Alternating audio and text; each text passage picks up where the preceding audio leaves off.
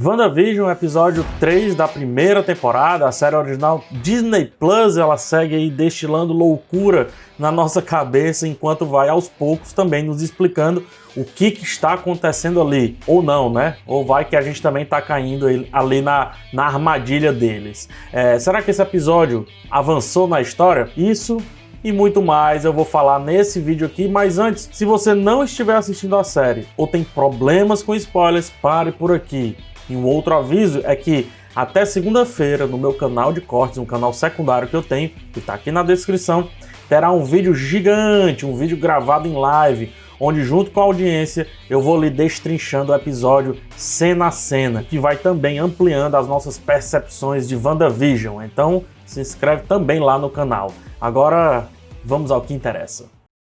No terceiro episódio da temporada, temos Visão e Wanda lidando com a gravidez de última hora, que na verdade é uma gravidez ultra rápida, né? Durante 2 episódios colocaram a ideia de gravidez na cabeça da Wanda, né? A ideia de que ela deveria ter filhos, o que literalmente acontece ao final do episódio 2, do nada, e daí ela surge grávida, né? Isso dá uma confusão muito grande, porque antes eu havia entendido que a Wanda era parte ativa daquela realidade falsa, mas fica um pouco evidente de que ela pode estar sendo também utilizada. A atuação da Elizabeth Olsen, quando Visão volta para casa, segundos depois dela ter expulsado a Geraldine, que na verdade é a Monica Rambeau, né, do domo ali, o domo que fica super aparente agora ao final desse episódio, essa atuação dela entrega que tem algo maléfico no controle da personagem, porque ela muda ali de quem estava vivendo uma comédia pura e simples e entrega uns tons mais misteriosos, uns tons inclusive fortes, mais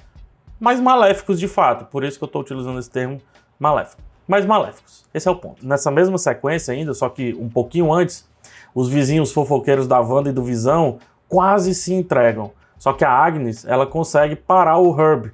O Herb que inclusive estava malucaço nesse episódio, né? Até parando de cortar ali as plantas e indo cortar o muro, e o Visão sem entender muito bem a situação, como se a realidade começasse a dar um pouco de defeito, né? Só que a Agnes, ela consegue parar o Herb na hora certa, praticamente na hora que ele ia quebrar o tecido da realidade criada pro Visão.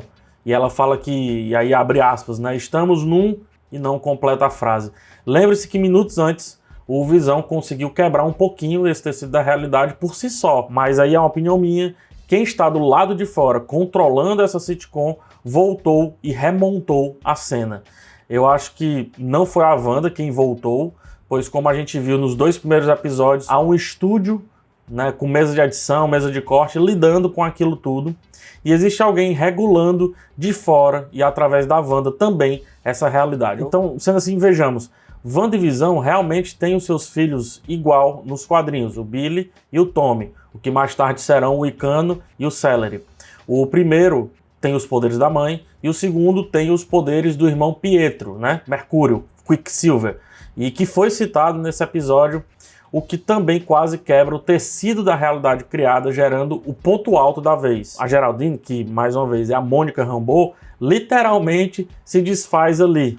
A atriz dá um show e entrega forte confusão mental pra gente, nela, né, e pra gente. E esse trecho combina com a teoria de que eu e o pessoal das lives estamos montando lá, né, enquanto os grandes vídeos são gravados.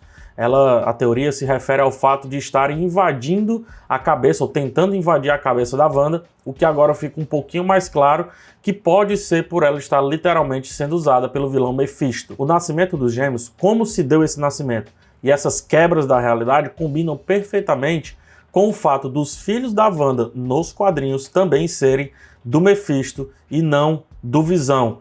E como o quadrinho base ali para a série é o Dinastia M, nele, a Wanda cria uma realidade para ter os seus filhos de volta, porque ela perdeu esses filhos um pouco depois deles nascerem. Todo envelopado em comédia, nessa estética divertida que a Marvel trouxe e quase descompromissado, com 2 ou 3 cenas, o episódio acaba entregando muito do que pode ser essa história.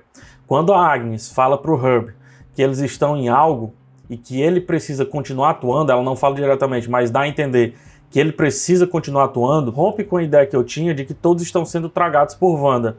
Na verdade, alguns eles estão ali vivendo um papel, o que explica o extremo exagero da caricatura da Agnes nos episódios anteriores, bem como a tentativa dela saber antes e agora também tudo o que está acontecendo com a Wanda, seja porque ela é vilã ou porque ela é um agente colocado naquela realidade para lidar com aquela situação. Como Monica Rambeau, né, que vivia Geraldine naquela realidade, ela acabou quebrando essa atuação, a Wanda a expulsou sem dó. Então, a Wanda não pode perceber que eles sabem onde estão vivendo. E o Visão tá com esse tecido da realidade bem na cara dele. Quando a Wanda expulsa a Geraldine, Monica Rambeau, ela se mostra ciente do que está acontecendo e mostra que, ao entrar ali e depois de descobrir onde estão, ou os agentes vivem o show ou vão ser expulsos também por ela.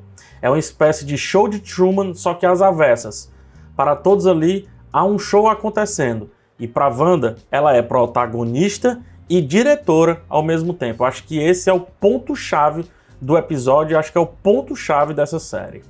Wanda é protagonista, mas também dirige muita coisa que está acontecendo ali. Como chegamos em meados dos anos 70, vide a série agora ser colorida, né? Bem como também a roupa de todos, a aparência denuncia que a inspiração da vez é a série Brady Bunch, que fez certo sucesso aqui no Brasil, mas nunca ganhou o grande público como outras séries da década de 70 no caso.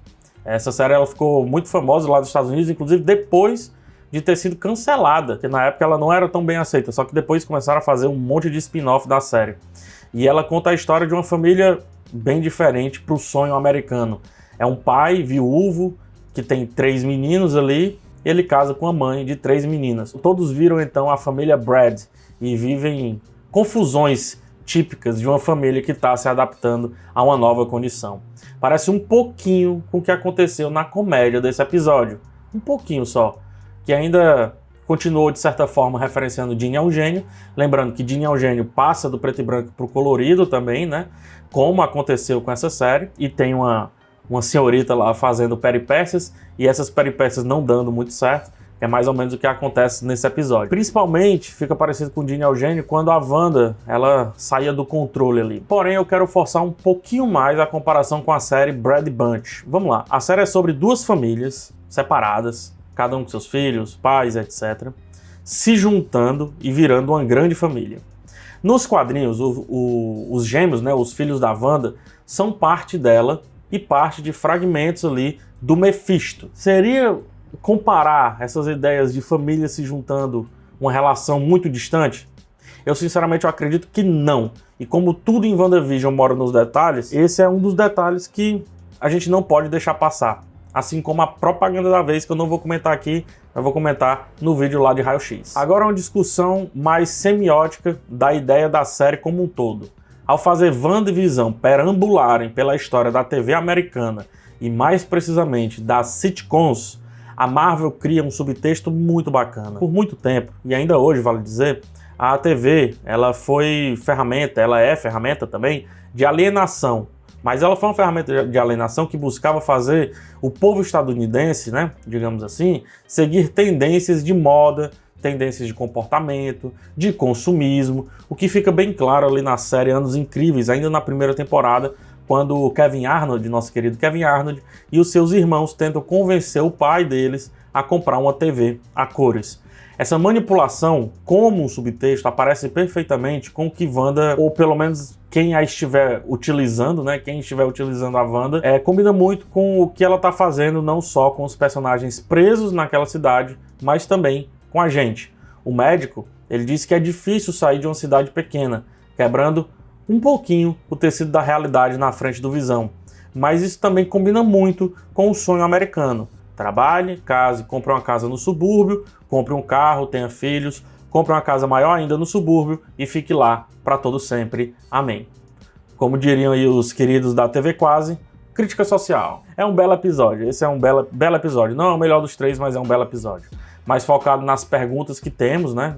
Os outros ele plantou as perguntas e esse foi focado ali em responder algumas perguntas que a gente tem. Porém, está cada vez mais exagerado, vendendo que essa realidade de real não tem absolutamente nada.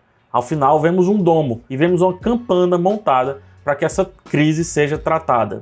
Mas isso eu também vou deixar para o vídeo de raio-x, pode ser? porque a gente precisa bastante das imagens. Por essa semana é só, espero que vocês tenham gostado do vídeo e espero que eu tenha feito por merecer aí um like seu, então por favor, dá esse like. E aí aproveita e se inscreve no canal e a gente se vê na semana que vem. Até o próximo vídeo e tchau.